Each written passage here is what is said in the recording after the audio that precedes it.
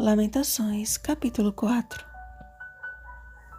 Foi por causa dos pecados dos seus profetas, das maldades dos seus sacerdotes, que se derramou no meio dela o sangue dos justos. Versículo 13. A desmoralização e ruína que caiu sobre Israel foi tão terrível que ultrapassou o pecado de Sodoma. Em vindo a tribulação e o cumprimento das palavras da profecia, ao invés de se arrependerem, suas ações confirmaram a maldade extrema que governava seus corações, a ponto de mães praticarem o canibalismo contra os próprios filhos. A que ponto o ser humano sem Deus é capaz de chegar? Os príncipes mais belos e de porte varonil, que tinham a formosura de Safira, definharam até ficarem irreconhecíveis. Negando-se a obedecer à voz do Senhor, o povo permanecia dentro de Jerusalém, enquanto os exércitos de Babilônia cercavam a cidade. Incansavelmente, padecendo de perseguições, açoites, prisões e ameaças de morte, Jeremias anunciava ao povo a solução para o fim de seu sofrimento.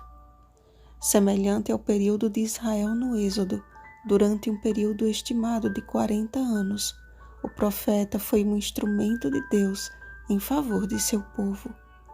Contudo, suas palavras foram desprezadas, e enquanto uns devoravam os outros, o Senhor cuidou de Jeremias, de modo que nem o pão lhe faltou.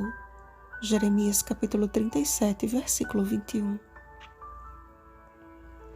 Tentar compreender a maldade humana e a injustiça que se segue neste mundo é como que quem pensa que sobe uma escada enquanto está descendo a um abismo. O salmista confirmou isto ao declarar: em só refletir para compreender isso, achei muito pesada a tarefa para mim. Salmo 73, versículo 16. Porém, na esmagadora maioria das vezes, nós mesmos buscamos o mal que dizemos detestar, e por não darmos ouvidos ao que Deus nos deixou escrito em sua palavra, acabamos sofrendo as consequências de nossas más escolhas. Mas também há o caso de darmos mais ouvidos a pessoas ou líderes religiosos sem buscar as respostas na palavra de Deus. Percebam que foi a maldade dos líderes de Judá que conduziu o povo àquela desgraça.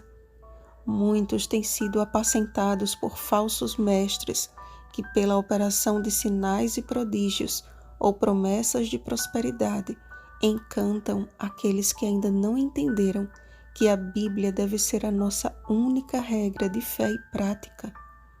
À semelhança daqueles líderes do passado, todos os que se insistirem em seguir a carreira da falsidade escutarão da boca do Senhor naquele grande dia: apartai-vos, imundos, apartai-vos de mim, os que praticais a iniquidade. Mateus capítulo 7, versículo 23. Saiba que dentro em breve o Senhor vai aparecer nas nuvens do céu com poder e grande glória. Mateus capítulo 24, versículo 30. Para reclamar o sangue dos justos. Assim como bradou da cruz, Jesus irá declarar ao ímpio: o castigo da tua maldade está consumado. Feito está. Apocalipse capítulo 16, versículo 17. E todos aqueles que rejeitaram os constantes apelos do Espírito Santo reconhecerão: é chegado o nosso fim.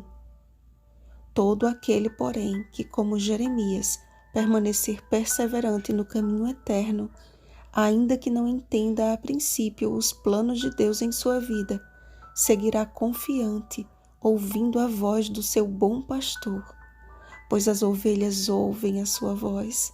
Ele chama pelo nome as suas próprias ovelhas e as conduz para fora.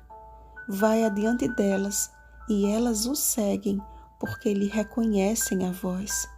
João capítulo 10, versículos 3 e 4. A que voz estamos seguindo?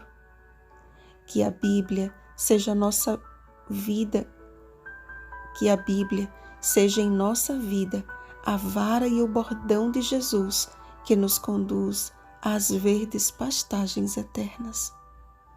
Vigiemos e oremos.